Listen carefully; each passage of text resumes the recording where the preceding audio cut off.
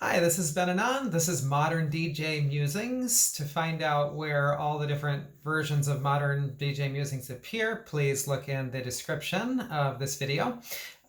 You may have noticed the last couple videos I've done have been ScreenFlow videos, and I'm going to start breaking that into two different videos. So this will really be Modern DJ Musings video A, and then the short ScreenFlow that follows will be version B.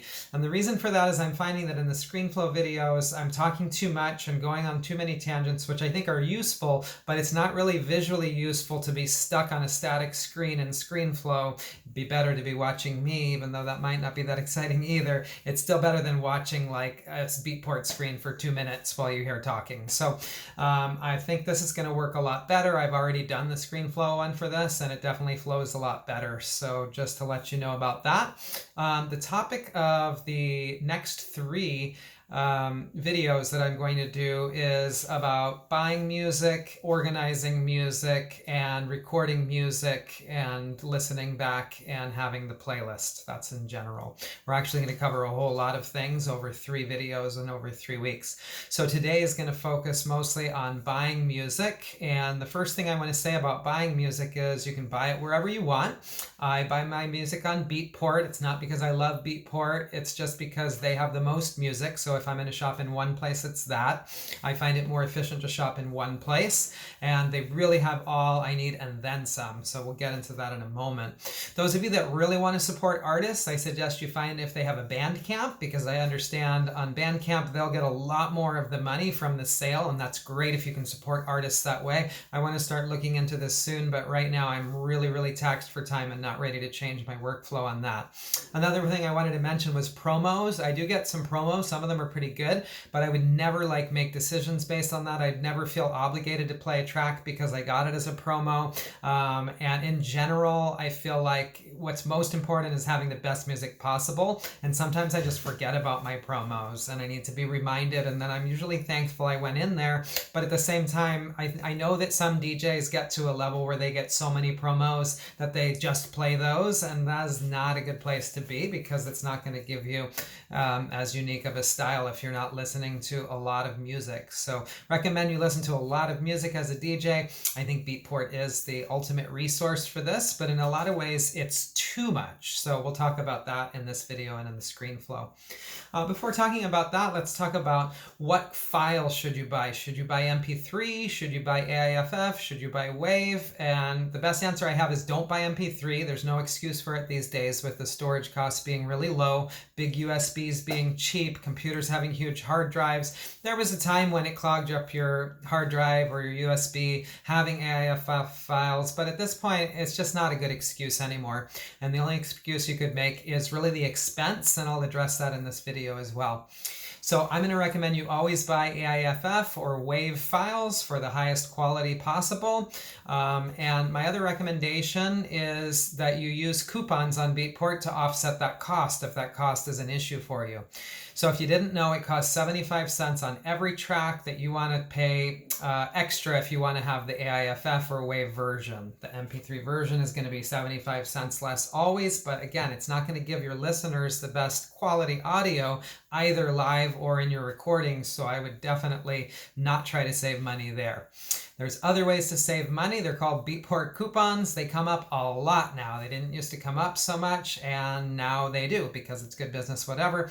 So they're always putting out new coupons. Right now around Halloween, the coupon is called Mystery. It's always the same letters in Mystery, but the coupon changes from time to time. It's kind of fun, actually. It's 20%, now it's 30%. Ooh, now it's 50%. That's when you really want to buy because that's the highest level.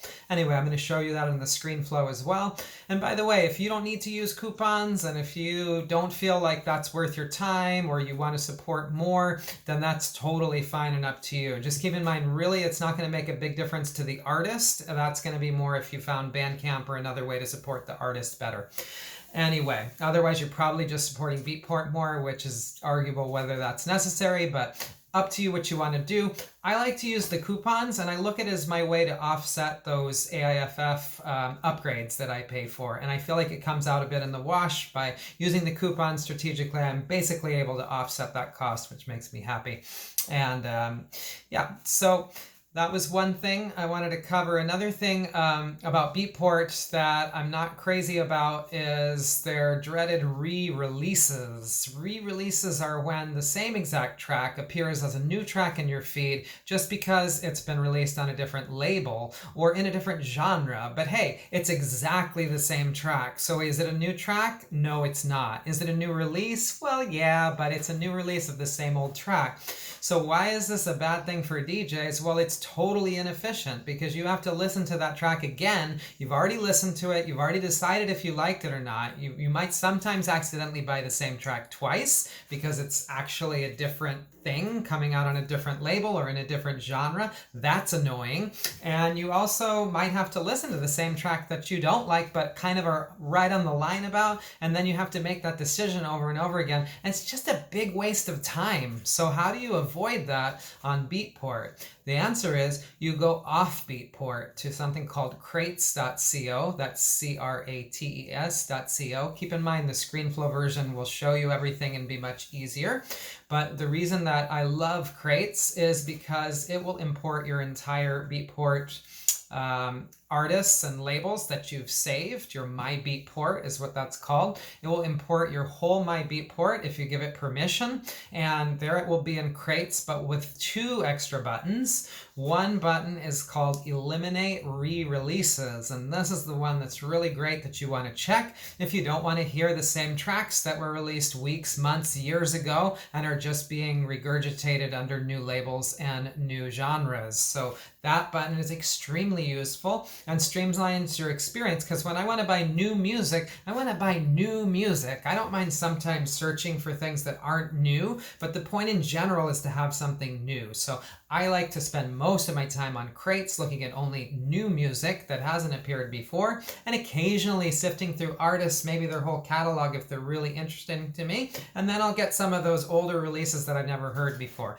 But I don't want them in my feed purporting to be new tracks if they're not really new tracks. So that's the first thing I eliminate. The other thing is there's an option I don't really use, but that includes pre-orders, which I'm not sure if you can do on Beatport or not. But on Crates you can get like 3 weeks ahead of some releases at least, and you can hear tracks that will come out at a later date, which is an interesting concept. For me, I'm always trying to keep up with what's already been released. So this isn't a level too much for me. I don't need to know what's coming out in the future. I'm just trying to keep up with what already came out in the past. So I don't check that box. But if you ever got so ahead of your music, or you're in a genre that you don't buy that much of, and specifically in one genre, or you're a newer DJ and you don't have a ton of artists and labels saved, then that might be something that you'd want to check. And I'll show you that, of course, in the ScreenFlow video as well. For me, I don't check that one.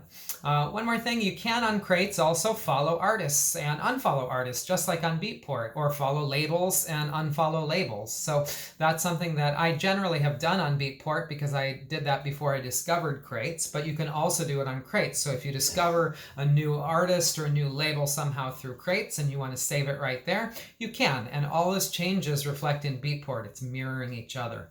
The last thing that I wanted to mention about that is I tend to follow almost always artists because I find that much more consistent. If I like an artist, then they're probably going to be pretty consistently delivering the same general genres that I like and the same general styles that I like. That doesn't mean I buy more than half their tracks. I almost never do. But even to buy 10% of an artist's track is pretty significant, whereas most artists I might buy 1 track out of their whole collection. So when I find an artist that I'm finding I'm buying a few tracks of, or they're new but really interesting, or this track really stands out, I'll go ahead and follow that artist. If they start releasing too much stuff, or I find out they release all the time stuff I don't like, I can always unfollow the artist.